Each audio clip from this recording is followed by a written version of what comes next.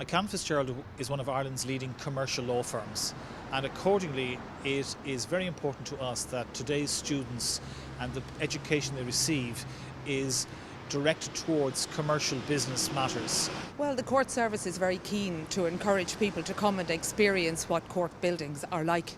After all, we're here in the Four Courts, an iconic building on the Dublin streetscape. I really enjoyed the McCann FitzGerald Advocate Challenge. I think it's fantastic for the students, it's fantastic for the families as well, because it gives all of them a sense of what it's like to be before a real court, and this is while you're still a student. I'm a lawyer myself. I wish I had the opportunity. I think it's just great. It just opens the whole thing up to them at a very early stage. Very few people come to court buildings unless they're actually involved in a court case. So the great thing about competitions like this, from our point of view, is that it affords students the opportunity to come in and experience what it's like to present a case in a real live court environment before real judges, in a real courtroom, and in the environment that they would work in should they decide to become solicitors or barristers. It's a terrific competition, and we've got two terrific teams in the final. It's nip and tuck as to who's going to win. They're both extremely good and they're strong right across the board. I can't tell you who's going to win because it's that close. It's great to be here representing UCC. Obviously we're the first UCC team to make it this far. There's obviously never been a team that's come from outside of Dublin that's won, so hopefully we'll put it out of the bag and be the people who'll win. I do look forward to it because we've been preparing for this for a very long time. Our first round was a submission back in February, so as you can imagine it's been a long road to the final, so we're looking forward to getting in there and giving it our best go and seeing how it goes. My name is Ross Milan. I'm from Tipperary and I'm in fourth year in UL, and I'm very excited about the Advocate Challenge. This is actually my first experience now of the court scenario. The semi-finals was my first, so this is my second appearance here, but a bit intimidating but exciting all the same.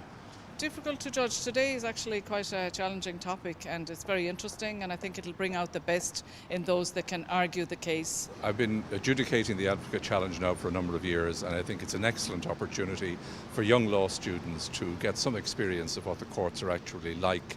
We try to replicate as far as possible an actual court hearing, so it lets them cut their teeth on an actual court experience long before they ever are professionally qualified. So I think anything that gives them an experience of the courts like that is good for them.